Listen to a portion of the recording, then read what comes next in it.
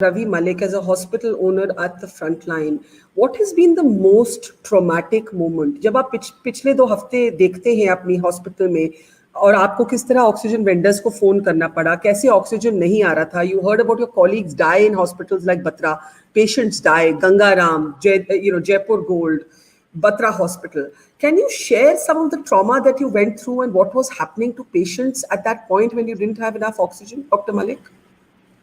It is in fact, Barkhaji, if I tell you, it is very traumatic when you have, say, 50 or 60 patients admitted in your hospital and you're on the driving seat and your CEO or your medical superintendent tells you that we are left with only 4 hours of oxygen or 6 hours of oxygen, and you are running from pillar to post, you are calling the helplines, you are calling the officers, you are sending the mails to everybody that, look, I am left with only 4 hours of medicine. It is really very a tense moment and a very terrible moment, and I wish that no one should have that kind of a moment in front of you. You feel blackout, and you just remember your Hippocratic oath and you feel like fighting for your patients.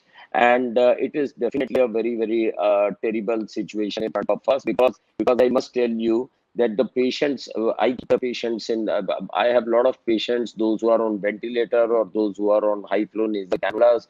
So I know that the moment oxygen supply is disrupted, even for say 5 minutes, which is too big a period for that matter, either they are going to die or that they are going to have a damage on their brain or kidney, and which is likely to be irreversible and permanent also. So it is an extremely scary situation, and in those situations, we all hospital owners have joined hands and we were borrowing cylinders from each other. Our staff people were running one cylinder in my hospital because I have a huge requirement of the oxygen was lasting for only 15 minutes, the big cylinder, the B type of cylinder. So our ambulances and our personal vehicles were running from here to there, getting the cylinders from the other hospital owners and trying to make up the deficiency. So this was terrible. And you must have heard of the director of medical superintendent of the Jaipur Golden Hospital, who cried on TV channel because he was not provided with the oxygen. But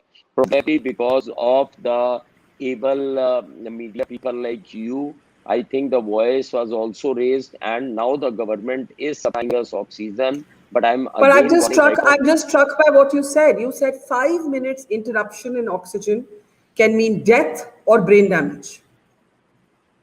Yes, of course. It is 5 minutes is too big a period that we can't get an uninterrupted supply of oxygen, especially to the direly sick patients, those who are on ventilators or high flow nasal cannulas. You imagine, Barkari, we are giving to the tune of 30 liters of oxygen per minute. So that means almost 150 liters of oxygen goes in just 5 minutes.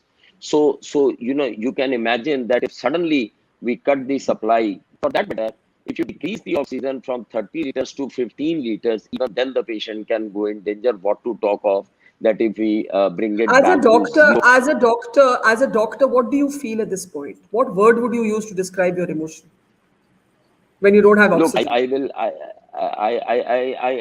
will not like to be in such a helpless situation at all, and I will leave no stone unturned in fighting for oxygen for my patients. And we all hospital owners have definitely given representations, and we have fought for the oxygen. And the basic thing is, it is oxygen. It is not vegetable or fruits. If you have a requirement of 900 tons of oxygen, not even a single kilogram of oxygen should come less, because it is a life saving. It is the basic fundamental right of every patient, of every hospital owner, to get the uninterrupted oxygen supply. It is nothing great we are asking for that matter. So what I feel is that it is the basic fundamental right, and oxygen is the essential drug. So it is the basic. You imagine if we take fish out of water within 2 minutes without oxygen, how the fish will behave. And supposingly someone strangulates us, supposingly we drown, we get killed in 3 minutes. Drowning also kills us because of deficiency of oxygen. Hanging kills us because of deficiency of oxygen. So we can imagine how urgent and the momentous and critical, the most critical and the most momentous need for hospital owners is the supply of oxygen. But having said that, I will also say that there is some respite right now for last 2 to 3 days, but I wish and hope that this uninterrupted supply continues